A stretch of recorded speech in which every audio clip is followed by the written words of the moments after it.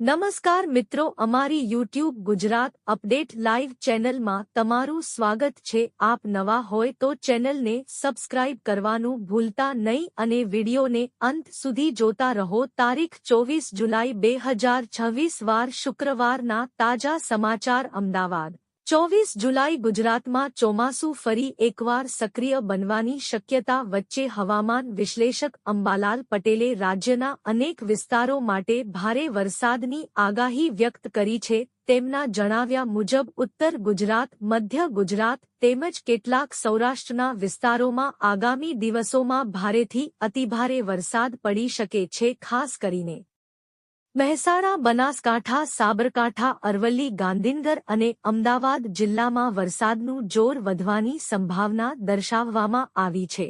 અંબાલાલ પટેલના જણાવ્યા અનુસાર બંગાળની ખાડી તરફ સક્રિય થયેલી હવામાન પ્રણાલી અને અરબી સમુદ્રમાંથી આવતો ભેજ ગુજરાતમાં વરસાદી માહોલને વધુ મજબૂત બનાવી શકે છે। કેટલાક વિસ્તારોમાં સતત વરસાદને કારણે નીચાણવાળા વિસ્તારોમાં પાણી ભરાવાની સ્થિતિ સર્જાઈ શકે છે। ખેડૂતોને સલાહ આપવામાં આવી છે કે પાકને નુકસાન ન થાય તે માટે જરૂરી તકેદારી રાખે। ભારે વરસાદની શક્યતાને ધ્યાનમાં રાખીને ખેતરમાં પાણીના નિકાલની વ્યવસ્થા કરવી તેમજ ખેતી સંબંધિત કામગીરી હવામાનને ધ્યાનમાં રાખીને કરવી યોગ્ય રહેશે। અમદાવાદ અને ગાંધીનગરમાં પણ વરસાદનું જોર વધી શકે છે। શહેરના કેટલાક વિસ્તારોમાં ટૂંકા સમયમાં ભારે વરસાદ પડવાની શક્યતા હોવાથી ટ્રાફિક અને દૈનિક જીવન પર અસર થઈ શકે છે। નાગરિકોને અનાવશ્યક મુસાફરી ટાળવા અને સ્થાનિક તંત્રની સૂચનાઓનું પાલન કરવાની સલાહ આપવામાં આવી છે। ઉત્તર ગુજરાતના જિલ્લાઓમાં નદી, નાળા અને નાના જળાશયો ભરાવાની શક્યતા વ્યક્ત કરવામાં આવી છે। જો ભારે વરસાદ લાંબો સમય ચાલુ રહે તો કેટલાક વિસ્તારોમાં પૂર જેવી સ્થિતિ પણ